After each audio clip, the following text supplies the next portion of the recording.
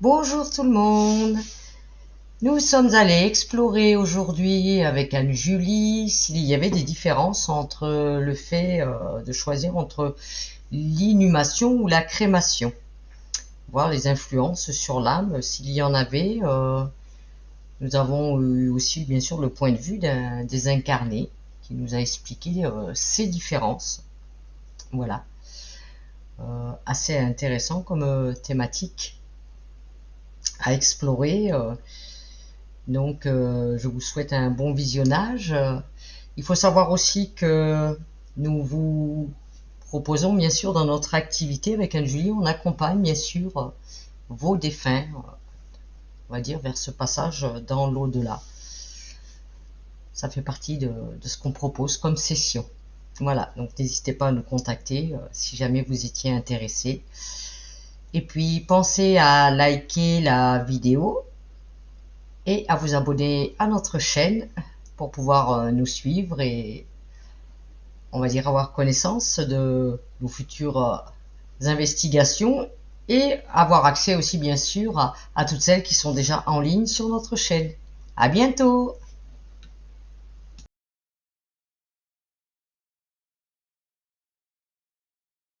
À Montroi, tu ailles te connecter sur cet après-mort, le choix entre l'incinération et le fait d'être enterré en terre. À Montroi. 1, 2 et 3. OK. Qu'est-ce que tu perçois entre ces deux cas de figure, on va dire? Choix. Déjà des convictions, personnelles et des croyances personnelles par rapport, à ces 2 modes de fonctionnement. Après, c'est aussi une question de revenu financier en fonction de ce qu'on te propose, de qu'est-ce qui coûte, le moins cher. Ce que je vois comme différent, c'est la présence ou non, hein, d'un corps physique. Je vois par rapport à un désincarné. Je vois un désincarné qui est présent et qui sait qu'il est décédé, mais qui, reste encore auprès, des membres de sa famille et justement il y a cette, discussion, hem, du Choix. du choix entre, un enterrement ou une incinération. Lui, ce qu'il explique, c'est que je pourrais traduire ça, qu'avec le corps physique enterré ça bloque un peu plus le fait de changer d'étape, changer de processus. Quand il parle de changer d'étape ou de processus, c'est de pouvoir, Partir et changer transiter de plan. exactement. Et il dit que le corps physique continue, d'émettre une fréquence pendant quelque temps, même après la mort et que ces fréquences, ces mémoires, heu, soit maintiennent, hem maintiennent un désincarné, c'est-à-dire que les personnes, la famille ou les proches qui viennent se recueillir même après la mort et si le défunt n'a pas su évoluer ailleurs il va rester bloqué. C'est-à-dire que les familles vont vraiment avoir un lieu, un lien physique dans la matière pour garder ce lien Oui, avec, le défunt. oui, comme Que comme là, ce les gens vont lien se recueillir et tout ça. exactement, ça permet de matérialiser un égrégore plus puissant que si, imagine, il n'y avait pas de corps. Après, ça peut quand même il montre on a toujours un lien avec, Mmh.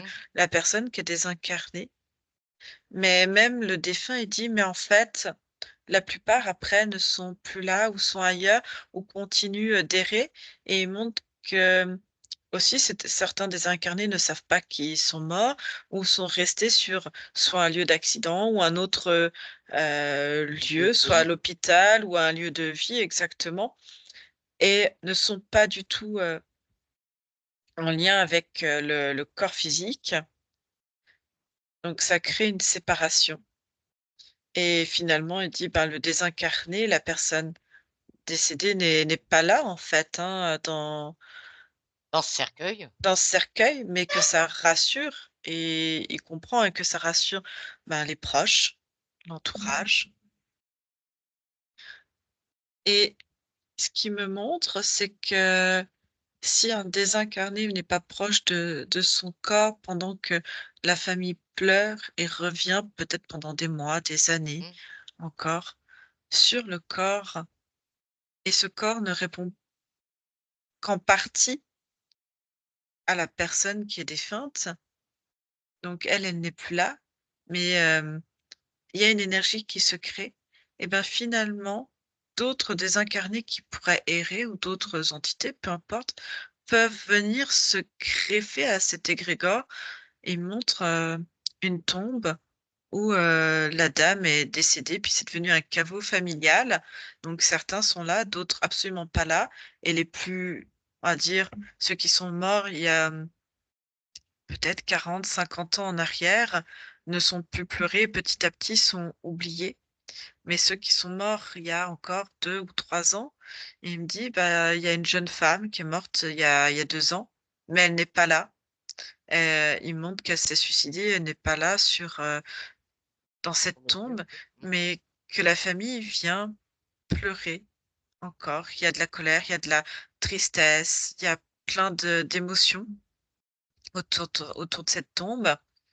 Il mène notamment les parents et ouais, notamment les parents et en fait, de les parents, ça leur fait du bien, ça fait un lieu où ils ont l'impression de pouvoir se recueillir, Oui.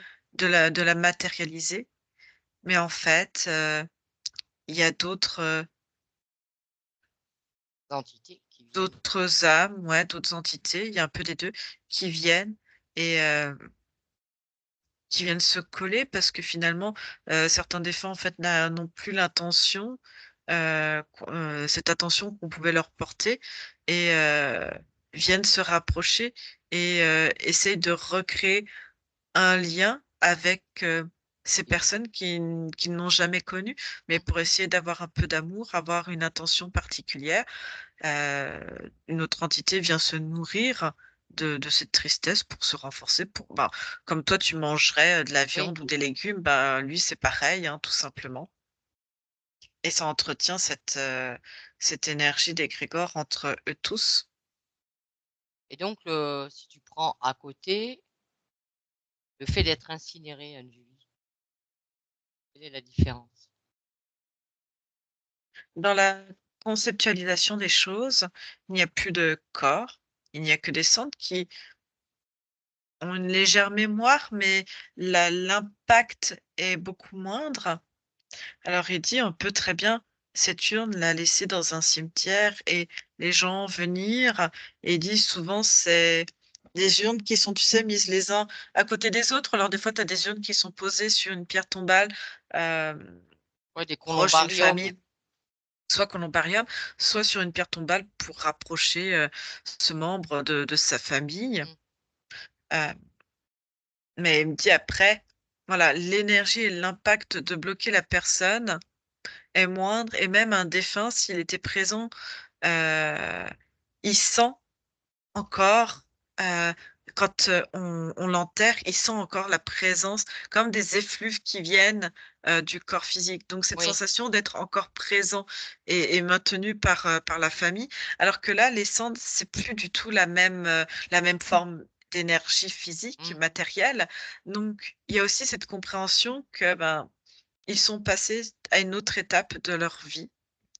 Hem et il me montre que les liens, hem, ouais, il y a moins d'impact sur les liens et que oui, il peut y avoir un impact et des égrégores qui se créent, de liens avec la famille, avec les proches, une fois que la personne est décédée et il dit: «Ça, on ne pourra jamais enlever». Il dit: «Même si je continue, que je me réincarne ailleurs ou que je continue n'importe où ou même ici sur d'autres plans, Ah bah, tu peux pas empêcher des gens d'alimenter un égrégore, hein, on est d'accord.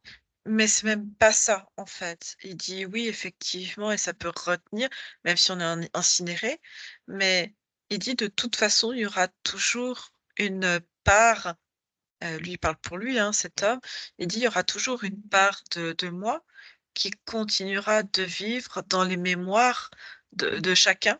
Oui, dans les liens de chacun, oui. Mmh. Donc il y a toujours une part, il dit, de nous qui continue de vivre à travers les mémoires. Mais pour une on va dire, pour un désincarné, est-ce qu'il est quand même plus confortable d'avoir été incinéré plutôt que d'être, enterré? Ils disent ce qui est, c'est la dégradation du corps et il me montre, des systèmes, tu vois? Il dit: «Avant, on brûlait, hein, les corps». Ouais. Alors des fois dans certaines périodes, par manque de place, par manque, d'hygiène aussi, on brûle les corps pour éviter la propagation de maladies. Donc il me dit: «Après tout se vaut».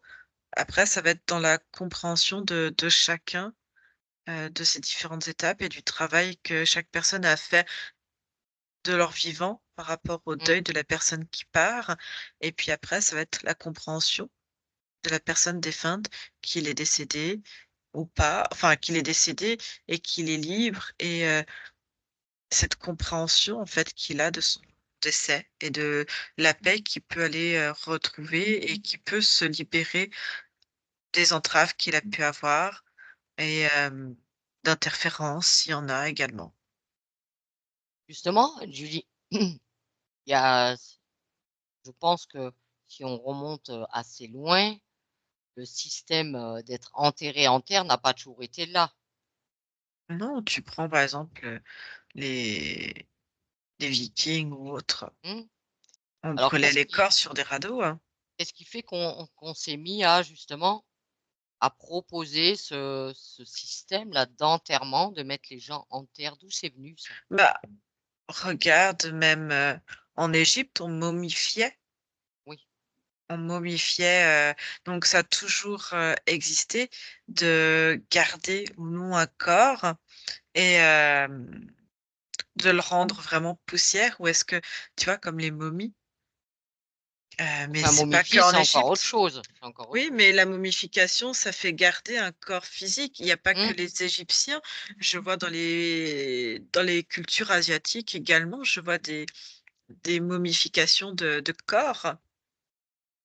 C'est la même chose, en fait. C'est-à-dire qu'il y a cette culture de vouloir garder, des défunts ou permettre, je vois des sangs bleus, tu vois? De leur permettre Mmh. de se réincarner en restant au plus près, de leur corps physique et de leur permettre une réincarnation toujours dans la même lignée. Ah oui. Parce que même si tu es une entité ou quoi que ce soit et que tu veux te réincarner sans être perdu dans, dans l'énergie, dans tout ce Mmh. qu'il y a de matriciel et cetera, hem, ça leur permettait, une fois, décédés, de rester au plus près de l'énergie du corps et eux, ils avaient aussi des gardiens.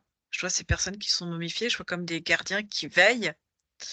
On avait aussi cette possibilité de voir les énergies différemment de ce qu'on peut voir aujourd'hui Mmh. et de vérifier que le défunt ne soit pas parti trop loin et encore, présent et de surveiller à quel moment il sera parti pour pouvoir se réincarner D'accord. et on espérait avec, certains bandages, maintenir le plus longtemps possible l'énergie, tu vois? L'esprit, du corps, Ouais, dans le l'enfermer corps. là, le Mmh, maintenir. mmh Alors est-ce que c'était juste et une éviter croyance ou est-ce et que c'était vraiment effectif le fait d'avoir cette, bah, méthode? en fait, eux, ils voyaient, ils c'est comme si on a oublié toutes nos capacités Oui. et les gardes permettaient de voir si, le désincarné était toujours présent ou pas, mais aussi de s'assurer, comme il y a cet aspect très vivant de l'esprit qui émane du corps physique, et éviter, hem, qu'une autre, âme se rapproche et prenne, la place, tu vois? Ouais, Et ça vienne, même si le corps était mort, bon, on essayait de garder cette énergie vitale, en fait, et je vois toute la construction, le sarcophage.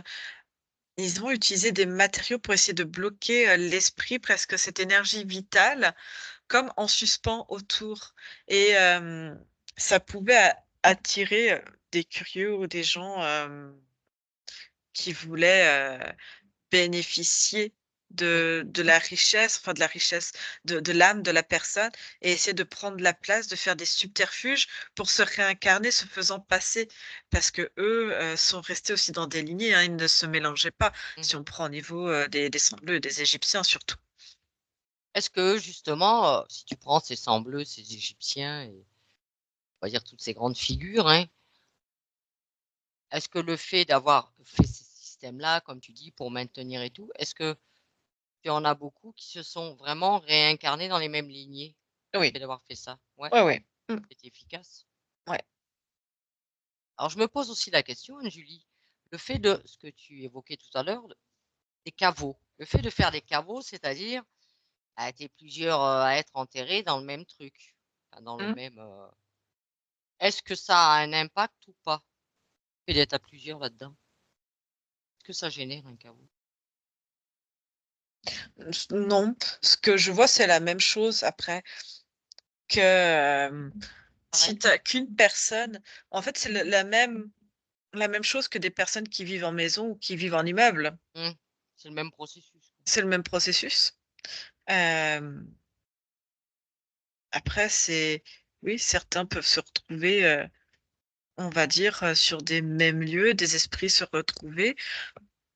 Certains, peuvent se reconnaître, d'autres pas du tout, créer des tensions ou pas, ou, voilà, et après ça va dépendre aussi de ce que veulent les défunts, de leur compréhension et de ce qui est alimenté aussi d'un point de vue physique par l'entourage. Il y a pas sinon dans les processus, il y a pas de différence, entre le fait d'être enterré seul ou à plusieurs, on va dire, dans le même, Non, moi je vois vraiment ça comme un immeuble. et si tu observes dans les autres cultures, vraiment dans les autres cultures, Anne-Julie, comment, est-ce qu'il y a d'autres processus actuellement, ouais? Non, je vois encore des pays qui, momifient aussi, le corps de leurs proches. J'en vois certains, c'est comme si comment dire? On momifie le corps, et à certaines fêtes, pour fêter les aïeux, je vois comme un peuple, ils ressortent, ils vont les rechercher et Carrément, ouais. les promener, en fait, pour fêter les aïeux, pour fêter les proches. Comment ils font pour promener ça? Après, ils les portent, ils les soutiennent. D'accord. Un peu comme si nous, à la Toussaint, on les ressortait, qu'on allait les promener, Oui, et je savais pas que ça existait, et est-ce que le fait de avec, une volonté pareille d'espérer que honorer, mais ce besoin d'honorer les ancêtres, et puis d'espérer qu'ils reviennent dans leur ouais, famille. ouais, toujours dans la lignée, dans les petits-enfants, Mmh, les machins qui se réincarnent, quoi. mmh. Et si tu prends le process, comme pratiquaient les Vikings, tu vas à l'époque des Vikings, de ces systèmes d'enterrement, maintenant. On n'a rien inventé de mieux que, enfin, c'est ex on fait pas mieux, hein, que les incinérations. Sauf que là, C'est fait en plein air. bah là, c'était fait en plein air, soit sur l'eau, ou enfin, il y a quelques cultures qui le font, mais c'est soumis à comme à réglementation, je vois. Mais, je vois d'autres cultures qui, n'ont pas de terrain. J'ai l'impression de voir personnes vivant sur des îles et pareil, on brûle les corps et j'en vois d'autres, j'ai l'impression qu'il y a eu certaines cultures où, comme si on lestait les corps pour qu'ils aillent reposer au océan. fond de la mer, au fond des océans, oui. Puis un autre process de décomposition. Mmh. Et maintenant, il y a des nouveautés, hein, on voit bien, ils proposent des choses. Ils ont innové. Notamment, on voit assez souvent passer ce truc de, ils te mettent comme dans une espèce de capsule pour devenir un arbre. Ouais. Est-ce que, qu'est-ce que ça génère? Est-ce que ça génère quelque chose de différent ou pas? Je vois alors comme une décomposition du corps qui se fait. J'ai l'impression qu'il faut quand même certaines conditions pour faire ça. Déjà avoir un certain budget et puis aussi ne pas avoir, comme s'il ne fallait pas être mort d'une maladie comme un cancer ou autre, où on injecte régulièrement des produits, de chimiothérapie, des choses comme ça. Ouais, Parce que le souci, c'est bien d'être, on va dire, comme une graine et d'être le nutriment d'une graine pour un arbre. Mais si on si est le ton corps est nutriment pollué, oui. exactement, donc ça va polluer. Après tu me diras, la terre est déjà polluée de plein de choses, mais ça rajoute. Donc j'ai l'impression que c'est des conditions, bien spécifiques. Après c'est quelque chose de très symbolique. De replanter, de redonner une seconde vie ou de permettre de se recueillir auprès d'un arbre et pas auprès d'une pierre tombale et cetera. Après la personne, par exemple, si elle déménage, si elle a mis cet arbre, cette personne dans son jardin, tu vois l'impact? Mmh. Et quel est l'impact aussi si cet arbre, parce qu'il a une maladie peut-être plus tard ou qu'il meurt, l'impact psychologique, est-ce que la personne pourra dissocier l'arbre de l'être aimé? Et ça Mmh. c'est intéressant et en même temps, ça amène d'autres choses, tu vois? Oui, oui. Vers d'autres questionnements et voire d'autres problématiques. Mmh. Après, je vois des hommes j'ai l'impression d'être en France, dans côté, ouest, nord-ouest de la France. Oui, Je vois des hommes, je dirais un peu des agriculteurs, qui étudient la possibilité, pareil, de la décomposition du corps par un processus qui pourrait paraître lent, mais de décomposition naturelle, comme si on posait notre corps, au compost en fait, de composter oui. notre corps, heu, mais qui pour le moment font sur, des cochons. Pour voir parce qu'il y a beaucoup de graisse et de voir aussi comment ça se décompose et est-ce que derrière le compost est assez, nourricier également pour aller renourrir? Ce serait à quelle destination ce compost? Comme de l'engrais, enfin de l'engrais, de comme tu utilises du compost quoi. D'accord, ouais, tout comme tu pourrais te retrouver au rayon à Weldom, quoi. Ça peut être ça, OK. mais c'est intéressant aussi parce que finalement, Oui, bah, c'est renourrir là la terre, on va dire que la place dans les cimetières, dans certains comble. cimetières sont de plus en plus rares. Mmh, Où on est obligé de déloger des corps, enfin ou d'agrandir des cimetières et cetera.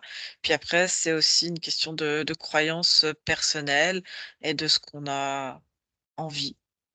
oui. Mais j'ai l'impression que le ce qui a le moins, d'impact, c'est encore l'incinération et puis, même s'il y a des endroits c'est interdit, mais tu vois, de pouvoir, disperser les cendres. Il y a aussi un acte symbolique parce qu'il y a le défunt, l'énergie et tout ce que ça représente. Mais aussi il y a le deuil, parce que finalement, ce qui est le plus compliqué aussi, c'est pour les vivants en termes d'émotions Ah, c'est ce qui reste.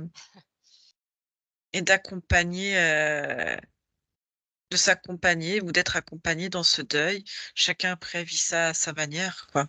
Oui, il y en a pour qui c'est beaucoup donc d'autres, ça dépend. Mmh. Chaque cas est tu vois autre chose d'intéressant concernant les divers et variés. Non, après, ce que je vois, de toute façon, on va dire, il y a tout un commerce, hein, autour du décès, hein. De toute façon, tout est commerce du jour où tu nais jusqu'à ta Mmh, mort. De toute façon, tout est commerce. mmh. Ça, on le sait, ça fait partie du jeu quelque part. Quelque part, ton corps est quelque chose de commercial. Voilà, c'est un outil commercial à tous les niveaux, hein. C'est ainsi. Non, puis j'ai envie de te dire le Après, plus important, hem, ça serait que chacun puisse exprimer la manière dont il aimerait être, enterré, incinéré, sa manière de mourir pour comme enlever un poids aussi aux familles, de se poser cent oui, cinquante mille questions. Après, comme je te dis, il y a aussi, le côté financier, hein, bah, on c'est un revient. budget, c'est un budget et le souci, c'est soit la personne décédée avait les moyens et du coup, ben, on va dire, c'est pris sur l'héritage, c'est pris sur Mmh. l'argent qu'il avait. Sinon, ben, c'est la famille, hein, qui paye. Oui, oui. Après, ce qui me fait souvent sourire quand même dans ce commerce, hein, Julie, c'est que plus on te propose des nouveautés soi-disant très écolo, comme des cercueils en carton ou autres, et plus le truc il est cher, hein. Tu te retrouves dans une boîte en carton qui va te coûter bientôt plus cher qu'un cercueil en chêne. Là, je veux qu'on m'explique un peu. Moi, il y a un truc qui m'a fait sourire parce que j'ai l'image qui me vient, hier en allant à l'hôpital. À côté des hôpitaux, tu as tout le temps, hein, des services funéraires et des entreprises. Donc il y en a une qui est installée là depuis, très longtemps et à côté, ils ont mis une nouvelle, alors je sais pas si c'est une succursale de l'autre ou si c'est une autre, entreprise, mais c'était marqué du low cost. Ah, Donc on peut faire du low cost sur, sur ton enterrement ou ton incinération, peu importe. d'accord. Donc l'enterrement ou la fin de vie à bas prix, quoi. Bah, Ça si prête à encore, sourire. oui, ça prête à sourire. Après, qu'est-ce qu'ils entendent par bas prix? Moi, j'y crois pas trop, franchement, parce que comme je te dis, plus on va dans des choses qui, oui, serait moins cher. Un carton, c'est moins cher que du chêne, hein, on est d'accord?